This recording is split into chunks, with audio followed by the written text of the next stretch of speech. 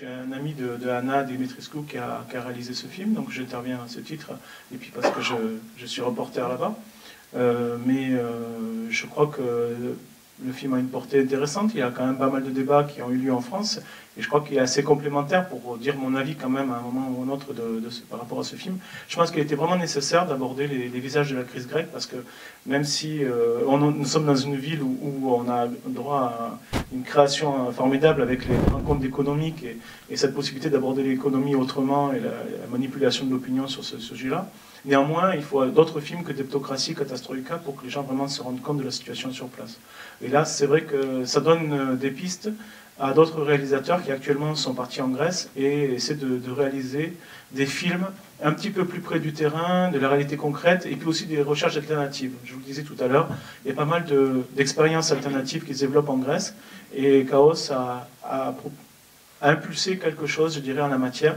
Des réalisateurs de Toulouse, par exemple, qui sont partis, qui sont en cours de montage, qui vont vous proposer un film d'ici quelques semaines, qui devrait être particulièrement intéressant dans la veine de Chaos. Pour la première fois, vous voyez une soupe populaire qui n'est pas organisée par la mairie d'Athènes, ou par le clergé orthodoxe, ou par Optoré. Des soupes populaires lancées par les citoyens eux-mêmes. Du coup, les gens ne savent plus, se demandent, je crois qu'il y a une scène dans le film comme ça, où des personnes se demandent, mais qui c'est qui organise là? C'est lequel des trois, en gros?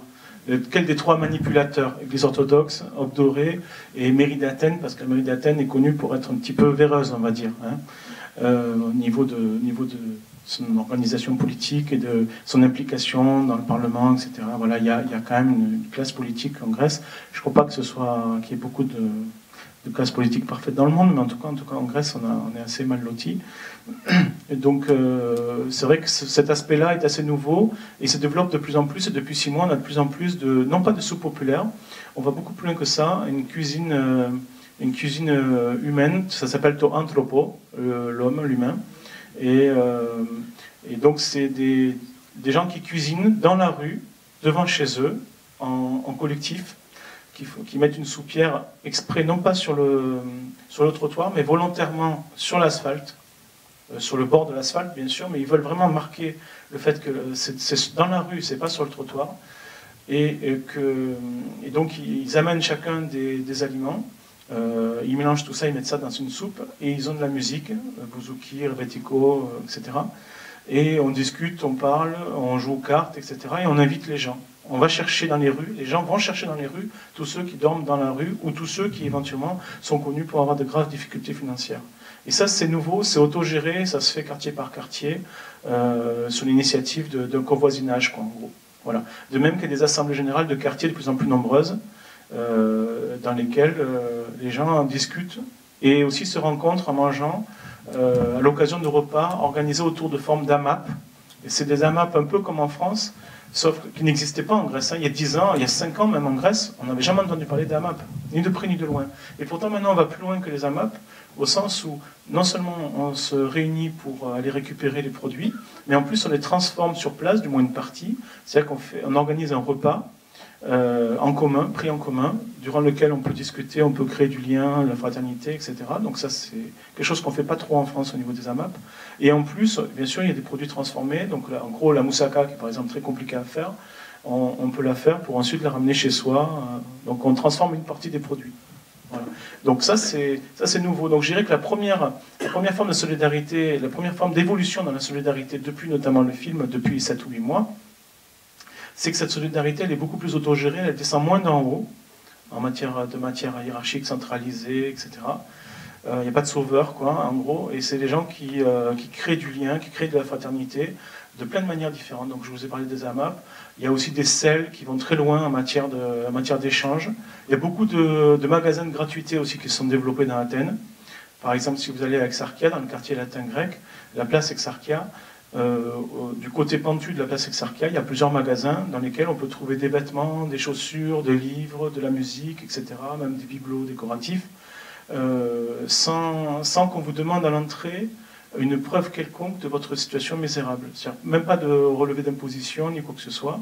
Vous rentrez, vous pouvez prendre 5 articles par jour, maximum. Voilà. Et ils savent que ces gens qui organisent cela savent qu'il y en a certains qui vont les revendre. Savent que, voilà, que les gens sont tellement dans la misère qui se débrouillent, hein, c'est la débrouille aussi. Mais il n'y a néanmoins pas de critères. Un peu comme au début des Restos du Cœur. Au début des Restos du Cœur, il n'y avait pas d'obligation de montrer un niveau de revenu quelconque. On se faisait confiance. Et en Grèce, c'est comme ça dans ces magasins-là. On peut laisser une petite piécette pour l'électricité, pour le lieu, pour la location éventuellement, mais la plupart de ces lieux sont squattés ou sont laissés par des personnes qui ont un bien immobilier inexploité. Et donc, dans ces conditions, ben, voilà, ça crée un magasin de gratuité, un magasin de troc, et il y en a vraiment beaucoup à Athènes. 90% de l'immigration européenne passait soi-disant par la Grèce auparavant. Mais ça est en train de changer quand même, parce que justement, avec ces menaces de l'extrême droite grecque, dont sont bien sûr informés beaucoup d'immigrés plutôt, de voyageurs, de migrateurs, évidemment, il y a une grosse baisse quand même hein, des migrations vers la Grèce, ou via la Grèce. Et deuxièmement, aussi, il y a un mur qui a commencé à être construit tout à fait à l'est de la Grèce, tout près de la Turquie et de la Bulgarie. Et donc, une porte en quelque sorte de l'Union européenne fermée désormais de ce côté-là. Donc, c'est deux raisons pour lesquelles il y a moins d'immigration. Oui, c'est un mur comme en Cisjordanie ou ils ont construit oui, vraiment un mur c'est en cours. Je ne l'ai pas vu, je ne suis pas allé sur place, tout à fait au nord-est de la Grèce, du côté de Komodini. C'était contre l'immigration des Roms. Oui, c'est financé par l'Europe. C'est financé par l'Europe. Oui, l'Europe finance un mur en Grèce pour empêcher l'immigration en Europe. Oui, c'est impressionnant. Oui, il y a des barbelés, du ciment, du béton, enfin tout ce que vous voulez. Je me demande même si Vinci n'est pas impliqué là-dedans. Redis-le. Oui, je crois que Vinci est impliqué là-dedans, de même que Vinci est impliqué dans l'aéroport d'Athènes qui vient d'être créé pour les Jeux Olympiques en 2004 et qui a coûté très cher à la Grèce. Vous savez, la Grèce... Dites-vous bien que les choses peuvent basculer très vite parce que la Grèce, en 2004, avait une croissance économique très importante. Le moral était au beau fixe. Vous savez, l'ambiance 98 en France, là, la Coupe du Monde, etc., ben, c'était pareil en Grèce. En Grèce, en 2004, pour ceux amateurs de foot, la Grèce avait gagné l'Euro de football en 2004. Elle a organisé les Jeux Olympiques la même année. Elle avait gagné, je ne sais pas, l'Eurovision, ce que vous voulez, je ne sais plus. Les chiffres économiques étaient, semble-t-il, très bons. C'est tenté que ça puisse avoir un sens, hein, le PIB, la croissance, tout ça. Je ne sais pas ce que ça calcule, mais en tout cas, ça calculait bien. Et donc, vraiment, les Grecs, ils se prenaient vraiment pour... ils se disaient qu'ils allaient doubler les Italiens au niveau de la qualité de vie, et de la compétitivité, etc. Quoi. On ne parlait plus d'Italie du Sud en Grèce, on parlait d'Italie du Nord. Hein. Donc, on se comparait à cela, quoi, sur tous les plans. Et vous voyez, 2004, 2005, c'était encore le cas. Et puis 2010, c'est le début de la crise officiellement bien sûr. 2008, on pourrait signaler 2008, je vous ai parlé tout à l'heure de l'assassinat du jeune Alexei Georgopoulos, le 6 décembre 2008. En fait, il suffit d'observer ce qui s'est passé dans le mois qui a suivi pour comprendre que la crise était déjà là, quoi. La crise politique, la crise économique et financière. Je parle de crise politique parce que je pense qu'avant tout, même si on ne dit pas... On n'appelle pas ainsi la situation actuelle. En fait, de crise financière et économique, c'est d'abord une crise politique qu'on connaît en Europe et en particulier en Grèce, quoi. Le reste n'est que conséquence. Et donc je pense que c'est en ces termes-là aussi qu'il faut poser la question, même si la politique peut être abordée sous plein d'angles, hein, au sens philosophique du terme, sous beaucoup d'angles, avec beaucoup d'approches. Et en tout cas, cette crise systémique, elle était déjà présente, semble-t-il, en décembre à Athènes, parce que vous savez, la réaction des gens, et des jeunes en particulier, après l'assassinat du jeune homme de 15 ans, ça a été de brûler 300 banques à Athènes. Voilà. Donc 300 banques ont été brûlées en un mois, lors des émeutes de décembre 2008. Donc si c'est les banques qui ont été frappées, et si elles ont été frappées comme jamais auparavant en Europe, jamais, si même de l'argent a été brûlé dans la rue, sans même être pris, hein, il y a eu des tas d'argent, de contenu des paperasses, etc., qui ont été brûlés dans la rue sans que les gens se servent en 2008. Voilà, ça veut dire quelque chose. Je crois que ça s'est produit uniquement à Barcelone en 1936, depuis un siècle. Donc voilà, on est vraiment dans une situation, une crise de sens qui a une signification très profonde. Et sachez que tout peut basculer très vite. Concernant l'aéroport, donc sachez juste que Vinci a participé donc au consortium qui a construit un très grand aéroport très éloigné d'Athènes. Donc ça rappelle une histoire récente. Un aéroport qui ne sert vraiment à rien. Il y avait deux aéroports qui fonctionnaient très bien du côté de Glyfada, à Limos, Glyfada. Et en fait, c'est des aéroports qui gênaient par contre parce qu'ils faisaient du bruit sur les quartiers riches. Glyfada étant un quartier gréco-américain à Athènes. C'est-à-dire les Américains, grecs et américains qui viennent à Athènes. Ils sont installés au bord de la mer, au sud d'Athènes. Vous savez, c'est le chemin que vous prenez pour aller au Cap Sognon en vacances. Voilà, ils sont là, ils étaient tout près de l'aéroport, ça ne leur convenait pas, donc on a déplacé l'aéroport aussi pour ces raisons-là. Bien sûr, l'aéroport a beaucoup servi en 2004 pour les touristes des Jeux Olympiques, mais depuis, l'aéroport, je peux vous dire qu'il est quasiment vide, il ne sert absolument à rien. Et il y a même une diminution du trafic aérien parce que les gens ont peur d'aller en vacances en Grèce, surtout les Allemands actuellement, comme on l'a vu dans le film, je crois, vont de moins en moins en vacances en Grèce. Actuellement, il y a pas mal d'entreprises privées, comme vous dites, de firmes, voire de multinationales, qui achètent à bas prix, au Brad en Grèce actuellement, des morceaux de territoire, des usines à moitié désaffectées, etc. Par exemple, les plaines fertiles du Péloponnèse ont été vendues en grande partie à des entreprises agroalimentaires françaises et allemandes. En Crète aussi, ils essaient de le faire, parce que la Crète, c'est une région agricole très riche, une île tout à fait au sud de la Grèce, la plus grande île.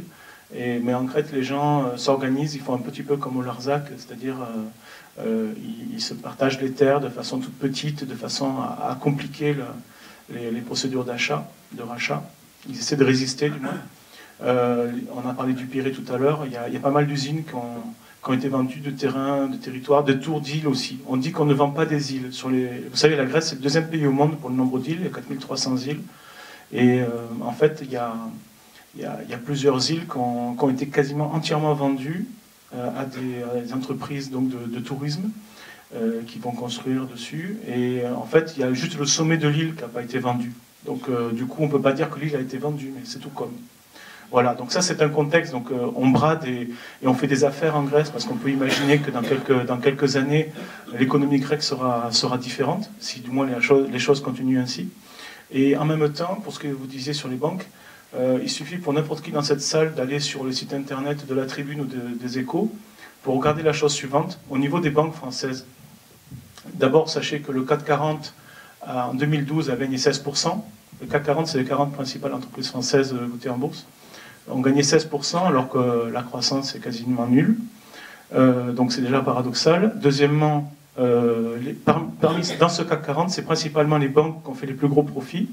La BNP, CIC, Crédit Agricole et surtout la Société Générale. Alors en plus, la Société Générale, vous imaginez, donc la BNP c'est plus de 40%, et la Société Générale, je crois que c'est 70% exactement pour 2012. Vous vous rendez compte, plus 70%. Alors que ces banques sont directement impliquées, pour BNP Paribas en particulier, dans la catastrophe financière grecque. Donc vous voyez finalement, à force de donner de l'argent aux banques, contrairement à l'époque des subprimes en 2008, ça se passe un petit peu différemment depuis, on anticipe et du coup on gave, on déplace, c'est vrai, cette valeur, cette richesse, et en Grèce c'est particulièrement flagrant. Donc, mais je pense qu'on le voit aussi en France, comme je vous l'ai dit, il suffit d'aller jeter un petit coup d'œil sur les comptes, sur l'évolution de la bourse et des cotations en bourse de ces banques françaises, qui ont chuté énormément en 2008, 2009, 2010, et qui se sont rétablies de façon impressionnante ces dernières années, notamment cette année 2012. Le pavillon grec n'est pas quand même un pavillon de complaisance, c'est quand même un pavillon réel par rapport à des critères qui sont définis au niveau des analystes du sujet. Par contre, le pavillon chypriote est un pavillon de complaisance. Par contre, il est vrai que les armateurs grecs ont énormément d'avantages. C'est une vieille tradition en Grèce, et bien sûr qu'elle est remise en question par des mouvements à gauche comme Syriza par exemple, et bien d'autres. Mais pour l'instant, c'est pas gagné, mais il faut dire qu'en France, on n'est pas forcément mieux loti, excusez-moi de le dire, mais par exemple, Total a fait 10 milliards de bénéfices chaque année, ces dernières années, environ, et n'a pas payé un seul euro en France, à ma connaissance, sous prétexte d'avoir payé ailleurs, en fonction des pays dans lesquels étaient faits ses profits, que c'était pas fait en France. Voilà, enfin, des astuces, des montages financiers qui permettent donc de ne pas payer d'impôts, mais même une société comme Total, vous le voyez, 10 milliards de bénéfices ne donnent absolument rien à l'État français, au bien commun. Et deuxièmement, en Grèce, il n'y a pas de crédit d'impôt, donc il n'y a pas de Mme Bettencourt qui touche 60 millions de crédit d'impôt comme en France. Donc c'est simplement pour situer qu'en fait, on fait de la propagande dans les médias français officiels, les mass médias français, pas les médias alternatifs bien sûr, par rapport à ces Grecs qui ne paient pas leurs impôts, les classes moyennes comme évidemment les ultra-riches. Mais en fait, on a à peu près la même chose qu'en France, quoi, hein, sauf que ce n'est pas forcément identifié de la même façon. Alors que concernant le clergé, c'est vrai que le clergé est le principal patrimoine foncier en Grèce, c'est 33% du patrimoine foncier, c'est énorme. En plus, à la différence de la France, du moins de l'essentiel de la France, puisqu'il existe l'Alsace-Moselle, qui sont encore sous le statut du concordat et dans lequel, à ma connaissance, les prêtres sont payés par l'État, comme en Allemagne, quoi. En Grèce, c'est pour toute la Grèce, donc que les popes ils sont payés, ils sont bien payés, grassement payés. On dit gras comme un pope en Grèce, hein, mais je crois qu'on dit gras comme un moine aussi en France. Donc en plus le pope en Grèce, on le reconnaît à sa Mercedes ou sa BMW, sa famille nombreuse, puisque lui il a le droit de se reproduire. Voilà. Donc forcément on a de plus en plus de popes, on ne sait plus où les mettre en Grèce. On construit... D'ailleurs on le voit, l'Église orthodoxe continue à construire des églises un peu partout, des églises ottomanes bien sûr, ultra modernes, très sophistiquées. Il y en a même qui ont maintenant des procédés qui permettent de laver très rapidement les icônes. Vous savez, parce qu'en Grèce, dans la religion orthodoxe, il faut embrasser les icônes. C'est pas très propre. Alors évidemment, avec les risques de grippe A, etc., ils ont trouvé des super procédés pour nettoyer tout ça. Bref, au-delà de la boutade, en Grèce, c'est vrai qu'on n'ose pas trop toucher à la religion. Alors les laïcs, notamment du côté de Syriza, essaient de se battre. Manolis Glezos, par exemple, connu pour avoir arraché le drapeau nazi sur l'Acropole en 1941 à l'âge de 17 ans, qui est député de ce parti, enfin de cette confédération de partis, est l'un des chancres de cette lutte. Mais le problème, c'est que c'est très difficile. Par exemple, en 2000, en Grèce, moi je me souviens de la lutte pour la suppression de la mention de la religion sur la carte d'identité, mais ça a été un délire. Pourtant, la mention de la religion sur la carte d'identité avait généré une véritable catastrophe durant la Deuxième Guerre mondiale, puisque la Grèce a été le pays d'Europe qui a le plus déporté de juifs au prorata de sa population. Il y avait 95% des juifs grecs, ce n'étaient pas les seuls à être déportés, hein, il y a eu les Roms, etc., bien sûr. Mais concernant les juifs, il y a 95% des juifs grecs qui ont été déportés, notamment la communauté de Thessalonique, qui était la plus importante du pays. Et pourquoi? Parce que c'était très facile de les identifier à cause de cette mention à l'état civil. Et malgré cet argument majeur des laïcs, ça a été une lutte terrible. D'ailleurs, est né à ce moment-là le parti Laos, qui s'est développé durant les années 2000 et qui est monté jusqu'à 7% aux élections de 2009, il me semble. C'est pour ça qu'il était présent dans le gouvernement de coalition de Lucas Papademos. Et en fait, il a perdu tout son électorat en participant au gouvernement. C'est-à-dire, en fait, le fait pour un parti d'extrême droite de participer à un gouvernement de coalition, ça lui fait perdre tous ses arguments. Hein. L'UMPS en France, vous connaissez les arguments de l'extrême droite, la bande des 4 ou des 3, que sais-je. Et en Grèce, c'était la même chose. Et donc, du coup, ces 7% se sont déplacés vers Obdoré. En fait, l'histoire de l'extrême droite en Grèce, et notamment des néo-nazis, passe par la lutte par rapport à la laïcisation en Grèce. Il a fallu d'abord que naisse une extrême droite en Grèce qui ne pesait rien au départ. Avant 2000, ça s'appelait EPEN. C'était d'ailleurs en référence au nom du leader de l'extrême droite en France. Ça pesait 1% maximum. 1% maximum. Ça n'a jamais fait plus. Avec la lutte pour la laïcité, et notamment ces combats, donc malheureusement on n'est pas allé jusqu'à l'imposition d'un taxe foncière du patrimoine du clergé. On a quand même supprimé cette mention de la religion sur la carte d'identité en 2002. Il y a eu d'autres victoires, mais bon, dans les lieux publics, il y a encore des crucifix, il y a encore des icônes. Dans les écoles, on prie encore tous les matins, on emmène les enfants à l'église. Il y a encore la religion coefficient 3 au bac. Il y a des élèves qui ont des dérogations pour ne pas passer la religion au bac, mais la plupart la passent. Et donc même s'il y a eu une évolution, elle a été quand même assez insuffisante et assez lente. Et durant cette période, l'extrême droite a pesé de plus en plus. Donc le nom Laos, d'ailleurs, du parti, vient de peuple, comme je vous le disais tout à l'heure. Pourquoi peuple? Parce que le peuple grec s'identifie pour une grande partie à cette religion orthodoxe qui lui aurait permis, d'après la mythologie officielle, de résister pendant 400 ans en matière de culture à l'oppression de l'Empire ottoman. C'est-à-dire que la Grèce faisait partie de l'Empire ottoman entre le milieu du XVe siècle et le milieu du XIXe siècle. Donc durant cette période, ça a été soi-disant assez important. C'est vrai quand même, on peut le reconnaître, que la langue grecque, une partie de la culture grecque a été transmise par les clercs.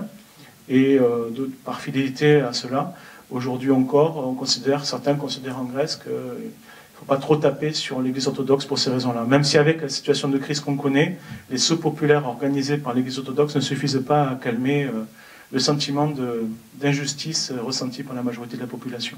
Mais ma question, c'est la suivante. Est-ce que les Grecs n'ont pas l'envie, le désir, finalement, de sortir de l'euro, de sortir de l'Europe qui est en train de les assassiner purement et simplement? Donc c'est ça que j'arrive pas bien à saisir, comment est ce sentiment par rapport à l'Europe. En fait, c'est un paradoxe, parce que c'est vrai qu'il y a un rejet profond par rapport à la forme qui est employée actuellement, donc une sensation d'être abandonné, d'être maltraité. Ce n'est pas une sensation nouvelle en Grèce. Hein. La Grèce a souvent eu, la population grecque a souvent eu le sentiment d'être maltraité, bafoué ou ignoré dans des moments graves de l'histoire grecque. Par exemple, durant la crise de Smyrne, après le traité de Versailles, quand les Grecs maladroits aussi, hein, au niveau géopolitique, à plusieurs reprises, à cause d'un expansionnisme, d'un nationalisme assez important. Vous savez que même le PASOK en Grèce, le Parti socialiste grec, qui s'appelle en fait Parti socialiste panhellénique, Panhellénico Socialistico Koma, ça veut dire Parti socialiste panhellénique. Donc le pan-germanisme, ça vous dit quelque chose? En Grèce, donc, vous imaginez, il y a un côté nationaliste qui est très prégnant même dans les partis de gauche. Mikis Theodorakis lui-même avait beaucoup participé aux actions contre l'emblème de la Macédoine et le nom de la Macédoine pour Skopje, à l'époque, il y a 15-20 ans de ça. Et donc, c'est vrai que dans ce contexte, il y a une tension très importante. À l'époque de l'affaire de Chypre aussi, il y a eu le sentiment d'être abandonné par la communauté internationale.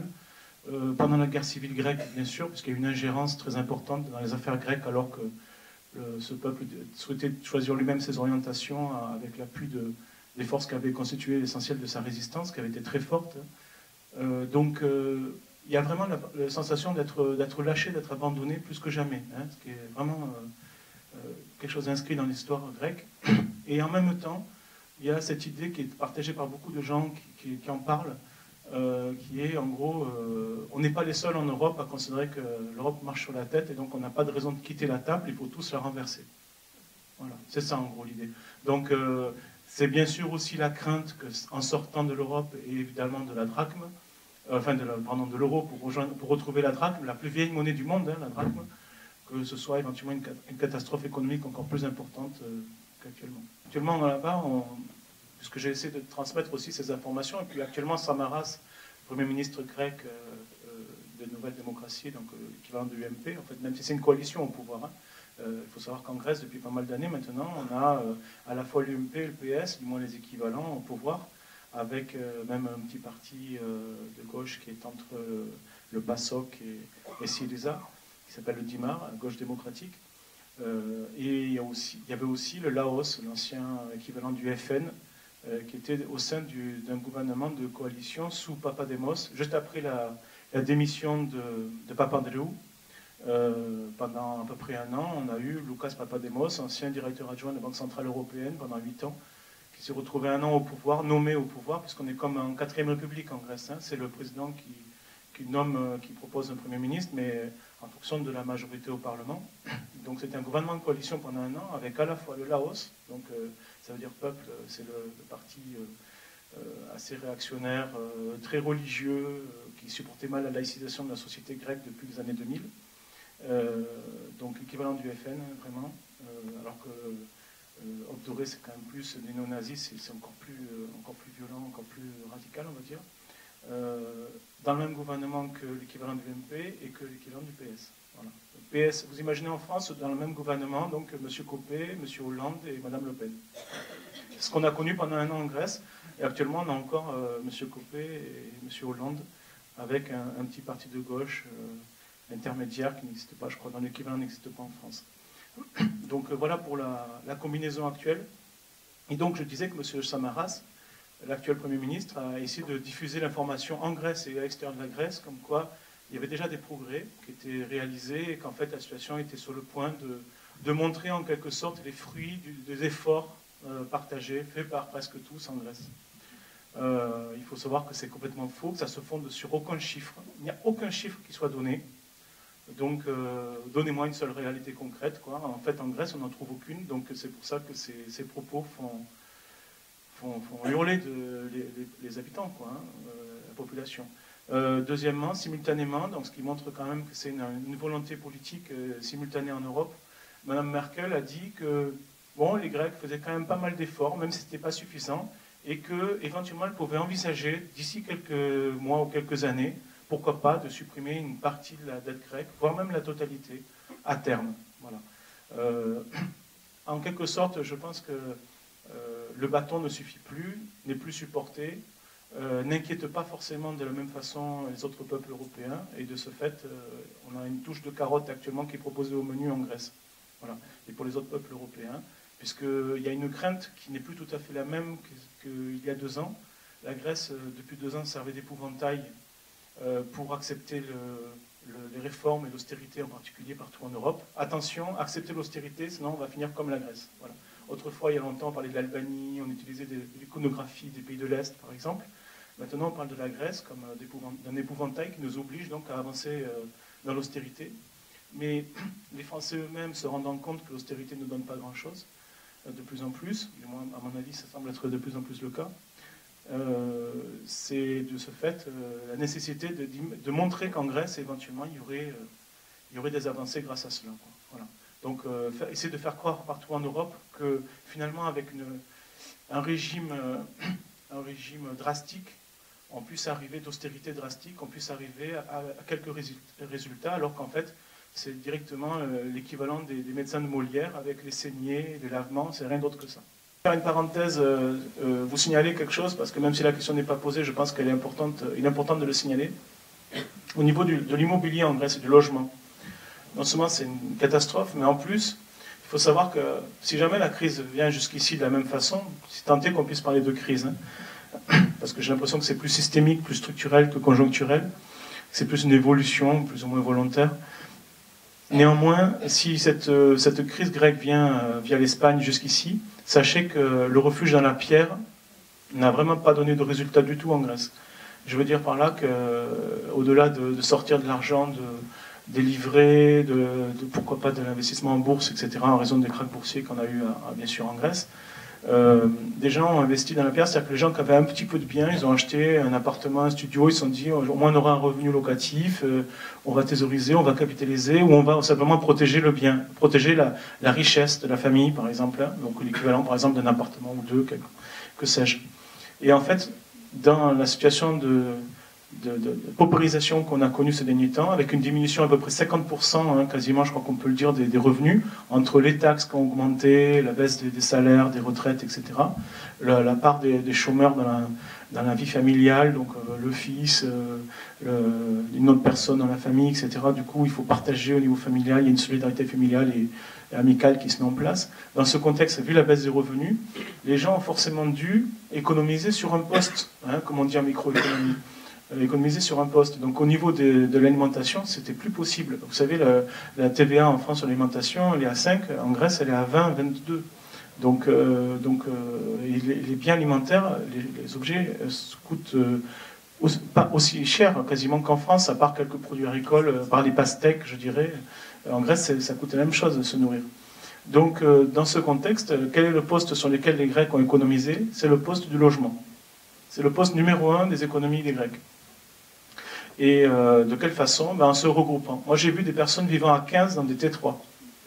À 15, avec des chambres, mais vraiment on se demande comment ils pourraient placer, et un matelas de plus, sur 3 étages. Vous savez, ils ont bricolé. Ils ont bricolé un lit qui était fait pour 2 étages, ils ont allongé les poutres, ils ont calculé, ils ont fait des étages supplémentaires. Ils les ont mis en quinconce de différentes manières, pour quand même que ce soit plus ou moins humain, on va dire. Voilà, l'organisation a changé. Les gens se regroupent de façon familiale, amicale, en voisins, etc. Et ainsi, on laissait beaucoup de logements vides dans Athènes. Deuxièmement, comme je vous l'ai dit tout à l'heure, pour des raisons de difficulté à se nourrir en temps de crise et la crainte de la famine aussi, beaucoup de gens ont quitté Athènes. Il y a peut-être 280 000, 300 000 Athéniens qui ont quitté Athènes sur 4 millions d'habitants. Vous voyez, ça fait presque 10% de la ville. 4 millions d'habitants pour l'agglomération, hein, ce qui représente une petite moitié de la Grèce. 11 millions d'habitants en Grèce, 11 200 000. Donc il y a beaucoup de gens qui sont partis dans la campagne parce qu'ils ont des liens un peu comme les Parisiens, hein. Ils ont des liens avec des gens qui sont dans le monde rural, dans la Grèce profonde, des papis par exemple, des mamies qui ont quitté leur village pour s'installer à Athènes, puis qui sont retournés dans leur village d'origine, Et donc ils ont un pied-à-terre, donc ils ont construit une cabane, ils ont installé une yourte par exemple, il y a eu des importations de yourtes très importantes en Grèce, des fabrications de yourtes, plein de procédés, des organisations aussi avec des ruines, pour retaper des ruines et vivre l'hiver en yourte groupée, et pendant l'été s'organiser autour de plusieurs ruines qui étaient abandonnées auparavant. Donc il y a ça, donc une deuxième raison pour laquelle il y a beaucoup de logements vides à Athènes. Et la troisième raison, ben, c'est l'exil vers la diaspora. On chiffre à 400 000, voire 500 000 le nombre de Grecs qui ont quitté la Grèce. Voilà. Il y a une diaspora très importante en Grèce, hein, de toute façon, de tout temps. Il y a beaucoup de Grecs au Canada, en Allemagne, aux États-Unis, en Angleterre et nouvellement en Grande-Bretagne. Et c'est vrai que, notamment les jeunes diplômés, ont tendance à partir pendant leurs études ou à la fin de leurs études dans ces pays-là, parce qu'ils ont un oncle ou une tante. Voilà. Alors que ceux qui sont peu diplômés partent plutôt vers la campagne pour essayer de bricoler sur un petit terrain, puisque c'est les jeunes qui sont avant tout touchés par le chômage. 60% de chômage chez les jeunes, et encore, quand on dit 60%, on ne tient pas compte du fait que certains, avant cette crise, avaient déjà un emploi parmi les 18-30 ans. Donc en fait, pour ceux qui débarquent maintenant sur le marché de l'emploi, c'est 90% de chances de ne pas trouver d'emploi. Donc c'est non futur en Grèce, c'est le nihilisme complet pour la jeunesse actuellement. Donc, vous voyez dans ce contexte, 3 raisons pour lesquelles les logements sont vides à Athènes. Première raison, donc, le regroupement pour faire des économies. Deuxième raison, l'exode urbain, qu'on appelle l'exode urbain, non plus l'exode rural cette fois, et l'exil vers l'étranger. Donc, du coup, dans Athènes, on peut considérer qu'il y a énormément de logements vides, et donc la valeur de l'immobilier a chuté. Voilà. Et il y a des gens qui, notamment parmi les personnes âgées, qui sollicitent Obdoré, le parti néo-nazi, Klisjavki, pour empêcher des squatteurs de s'installer, puisqu'il y a une crise du logement, de s'installer dans des logements vides. Voilà. Et donc, à coups de bâton, de barre de fer, de batte de baseball, la milice d'Obdoré va faire le ménage au service de quelques personnes âgées qui ensuite votent pour eux et leur donnent un petit peu d'argent pour financer leur soupe populaire néo-nazie. Voilà. Voilà le contexte du logement en Grèce, et je peux vous assurer que là aussi c'est particulièrement impressionnant, parce que bien sûr quand on visite la Grèce actuellement, on se rend compte du nombre de rideaux de magasins baissés partout en Grèce et notamment à Athènes. Dans certaines rues à Athènes, on a 80% de rideaux baissés, comme il a été dit dans le film. D'ailleurs ça se voit bien parce qu'il y a beaucoup de tags à Athènes, c'est intéressant pour les graffitis. Mais aussi au niveau du logement, on le voit parce qu'il y a 2 formes d'autocollants qu'on utilise en Grèce. Les jaunes pour la location et les rouges pour la vente, pour l'IAT, et c'est quelque chose qu'on voit partout, quoi. Dans les halls d'immeubles, on voit le nombre de logements à vendre, le nombre de logements à louer, et c'est une quantité phénoménale, quoi. Investir dans une colonne du Parthénon, non, ça ne fait pas non plus. Donc les gens qui ont investi dans la pierre, ils ont perdu au moins 40% de leur capital. Il est possible que d'ici quelques temps, assez peu, il y ait en quelque sorte une défiance, le vote de confiance puisse plus se faire, on appelle ça une motion de censure éventuellement, pourquoi pas, au niveau des jeux électoraux en France, je crois que ça s'appelle comme ça. Donc il se pourrait qu'éventuellement le gouvernement ne soit plus en mesure de gouverner. Et dans ce cas-là, le président pourrait nommer quelqu'un, si possible de Goldman Sachs encore, pendant 1 an maximum. Et ensuite, il y aurait forcément des élections, quoi. Donc, qui pose un problème, puisque si on laisse le peuple choisir, il va faire n'importe quoi, évidemment. Et donc, dans les sondages actuellement, on a les néo-nazis qui ont doublé leur score, qui talonnent bientôt l'UMP local, la Democratia, qui est tombée à 22, 21. Donc là, c'est un chassé-croisé qui se profile. Surtout qu'il y a des petits partis entre les deux, comme les Grecs indépendants, qui pèsent aussi, quand même, au niveau de 5 ou 6% des suffrages, qui sont assez nationalistes. Le Laos aussi, qui est quand même pas tout à fait mort, le Parti du peuple, qui était pour donc la religion, l'orthodoxie en Grèce, qui pèse aujourd'hui 1 à 2%. Donc ça fait quand même une nébuleuse assez troublante, d'autant plus que Samaras a donné un poste de vice-président du Parlement à Obdoré. Donc c'est pas rien. Il y a eu des symboles qui sont passés, même au niveau du discours, dans le contenu du discours de Samaras, et des discours très xénophobes, quoi. Le Premier ministre tient des discours particulièrement xénophobes. C'est délirant. Hein. C'est délirant. En parlant de nettoyage de la Grèce, etc. Enfin, c'est vrai qu'avec le Karcher, c'était pas beaucoup mieux, mais c'est vrai qu'en Grèce, on a entendu des phrases de la part du Premier ministre lors de ses discours récemment qui faisaient des appels du pied à Obdoré, quoi. Donc la perspective, soit c'est une recomposition, bien sûr, à droite, il y a un pôle de droite qui gouvernerait, mais ce rapprochement quand même semble avoir ses limites. surtout vis-à-vis de la communauté européenne. Et l'autre perspective, c'est évidemment la plus probable, c'est la victoire de Syriza, qui culmine à pas loin de 30% des suffrages actuellement dans les sondages, et qui a perdu les élections du 17 juin à cause d'une manipulation médiatique impressionnante. C'est-à-dire qu'il y a une incitation à la peur qui s'est diffusée dans les médias, vous connaissez ça, je pense, en France aussi, et qui a eu un impact très fort dans les campagnes et auprès des personnes âgées.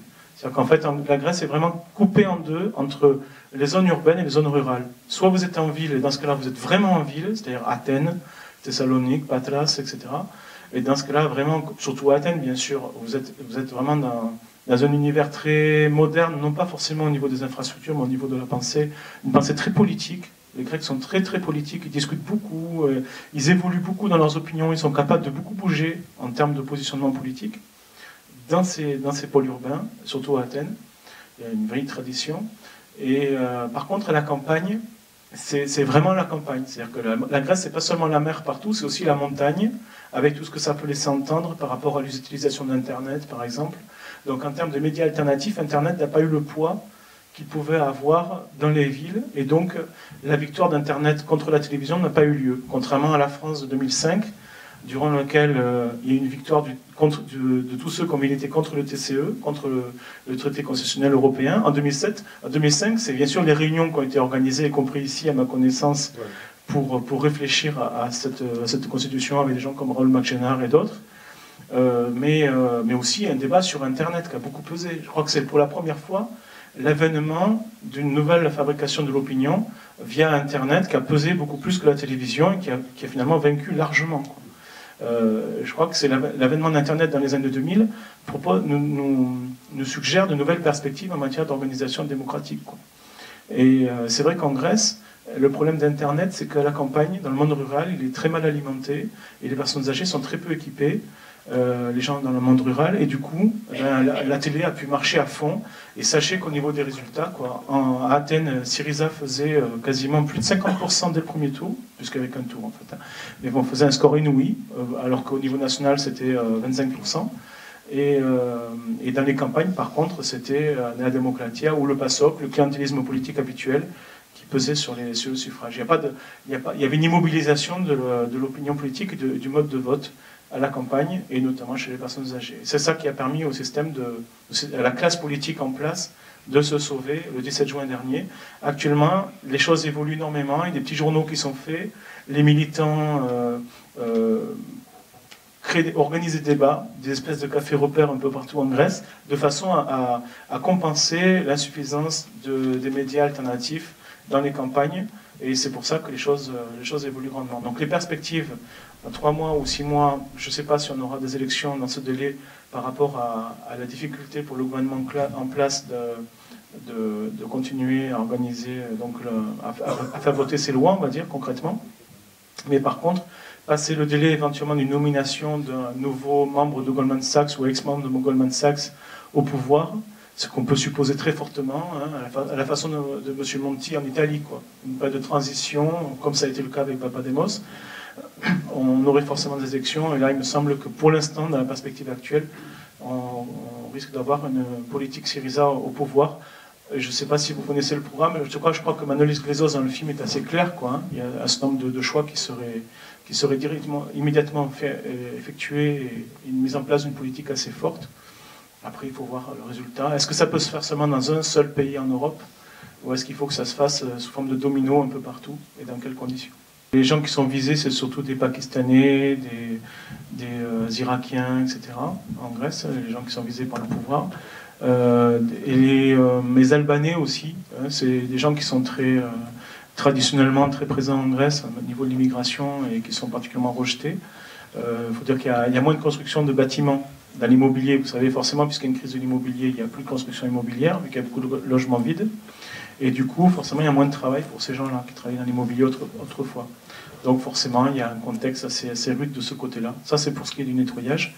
Et concernant l'armement, vous dire que la dernière action en Grèce de l'ancien président de la France, M. Sarkozy, ça a été de faire vendre de force 4 frégates à la Grèce, à 300 millions d'euros pièce, ce qui faisait au total 1,2 milliard d'euros. Voilà, c'est quand même pas rien. Et l'Allemagne, dans le même temps, Mme Merkel a fait acheter 170 chars pour 10 millions d'euros pièce, ce qui faisait au total donc 1,7 milliard d'euros. Condition absolument indispensable à la possibilité d'organiser ces fameux prêts qui en fait vont directement dans la poche de nos banquiers, d'où les actions qui montent en bourse, comme vous avez pu le remarquer. Voilà. Je crois, on va peut-être s'en tenir là. Yanis, tu as tenu un petit moment. Je voudrais te remercier pour la clarté de ton intervention. C'était très clair. Moi, j'ai entendu, j'ai appris beaucoup de choses. Il y a plusieurs documents, plusieurs livres de Yanis qui sont à la vente, là, si ça vous intéresse. N'hésitez pas à venir sur le devant. Merci, merci Dany, merci au repère. Merci. Merci à vous.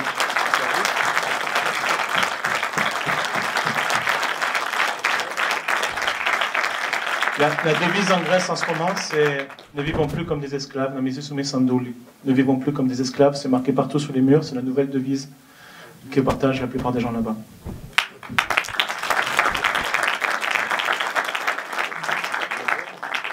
Vous pouvez vous rapprocher si j'en